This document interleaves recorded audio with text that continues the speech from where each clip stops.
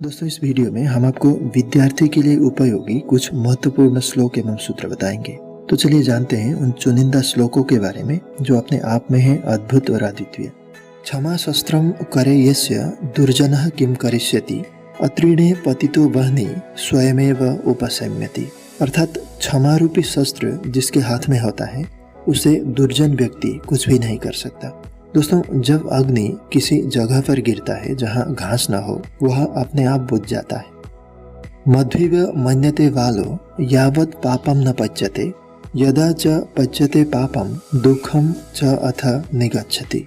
अर्थात जब तक पाप कर्म संपूर्ण रूप से फलित नहीं होता तब तक वह पाप कार्य मधुर लगता है, परंतु पूर्णतः फलित होने के पश्चात मनुष्य को उसके कटु परिणाम सहन करने पड़ते हैं।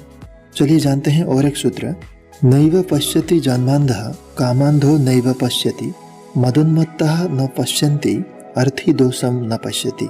अर्थात जो जन्म से अंधे होते हैं वो देख नहीं सकते, उसी तरह जो वासना के अधीन होते हैं वो भी देख नहीं सकते। अहंकारी व्यक्ति को कभी भी ऐसा नहीं लगता कि वह कुछ बुरा कर रहा है, और जो सिर्फ और सिर्फ पैसे के पीछे भागते हैं उन्हें अपने कर्मों में कोई पाप नहीं दिखाई देता। इंद्रियाणि च संयम्य भगवत पंडितो नरः देशकाल वलम ज्ञात्वा सर्वकार्याणि साधयेत्। अर्थात बुद्धिमान व्यक्ति अपने इंद्रियों को बगुलों की तरह वश में करते हैं और अपने लक्ष्य को स्थान, काल, पात्र और योग्यता का पूरा ध्यान रखते हुए पूर्ण करते हैं। चलिए जानते हैं और एक सूत्र। अलस्यस्य कुतः विद्या अविद्यस्य कुतः धनम अधनस्य कुतः मित्रम अमित्रस्य कुतः सुखम। अर्थात आलस्य से ग्रसित लोगों को विद्या की प्राप्ति नहीं हो सकती, अनपढ़ या मूर्ख को धन नहीं मिलता, निर्धन को मित्र नहीं मिलते और मित्रहीन व्यक्ति को सुख की प्राप्ति नहीं होती। दीपो भक्षयते ध्यान्तम कंचलम च प्रसूयते तदन्नम भक्षते नित्यम जायते तादृशी प्रजा।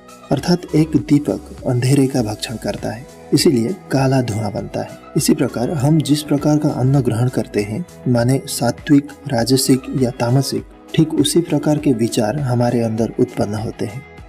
शांतितुल्यम तपो नास्ति न संतोषात् परम सुखम न तृष्णया परो व्याधिर न च धर्मो दया परः।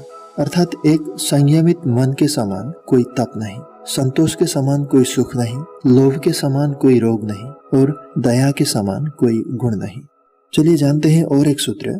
यथा ही पथिकः कश्चित् छायाम आश्रित तिष्ठति विश्रम्य च पुनर्गच्छेत् तद्वत् भूत समागमः। अर्थात जिस प्रकार यात्रा करने वाला व्यक्ति कुछ समय वृक्ष के नीचे विश्राम करता है और आगे निकल जाता है, उसी प्रकार अपने जीवन में अन्य मनुष्य भी थोड़े समय के लिए उस वृक्ष की तरह छांव देते हैं और फिर उनका साथ छूट जाता है। चलिए जानते हैं और एक सूत्र। जलबिंदु निपातेन क्रमशः पूर्यते घटः सहेतु सर्वविद्यानां धर्मस्य च धनस्य च।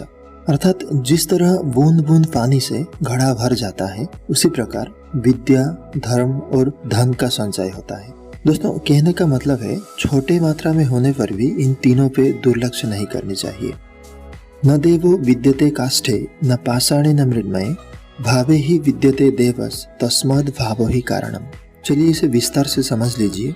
देवता न काठ में, न पत्थर में और न ही मिट्टी में रहते हैं, वे तो रहते हैं हमारे भाव में। इसे यह निष्कर्ष निकलता है कि भाव ही सबका कारण है, अर्थात तस्माद् भावो ही कारणम।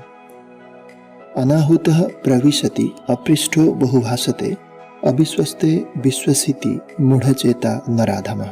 अर्थात किसी जगह पर बिना बुलाए चले जाना, बिना पूछे बहुत अधिक बोलते रहना, किसी चीज या व्यक्ति जिस पर विश्वास नहीं करनी चाहिए उस पर विश्वास करना इत्यादि मूर्ख लोगों के लक्षण होते हैं। स्वभावो न उपदेशेन शक्यते कर्तुमन्यथा सुतप्तमपि पानीयम पुनर्गच्छति शीतताम।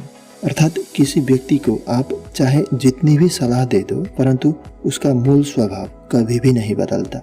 ठंडे पानी को उबालने पर वह गर्म तो हो जाता है, पर कुछ देर बाद वह पुनः शीतल हो जाता है। चलिए जानते हैं और एक सूत्र। यथा चित्तम तथा वाचो यथा वाचस तथा क्रिया चित्ते वाची क्रियायाम च साधुनाम एकरूपता।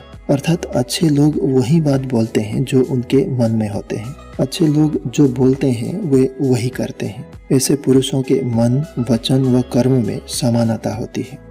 सठ दोषः पुरुषेणः हतव्या भूतिमिच्छता, निद्रा, तंद्रा, भयम, क्रोध, आलस्यम, दीर्घसूत्रता। अर्थात किसी व्यक्ति के बर्बाद होने के 6 लक्षण होते हैं: नींद, गुस्सा, भय, तंद्रा, आलस्य और काम को टालने की आदत। विद्वत्वं च नृपत्वं च नैव तुल्यं कदाचन, स्वदेशे पूज्यते राजा, विद्वान सर्वत्र पूज्यते। अर्थात एक राजा और विद्वान में कभी कोई तुलना नहीं की जा सकती, क्योंकि एक राजा केवल अपने राज्य में सम्मान पाता है, परंतु एक विद्वान हर जगह सम्मान प्राप्त करता है। तो दोस्तों, ये थे कुछ महत्वपूर्ण तथा सुफलदायक श्लोक एवं सूत्र। आप लाइक और शेयर जरूर करें और हमारे चैनल को सब्सक्राइब करना ना भूलें।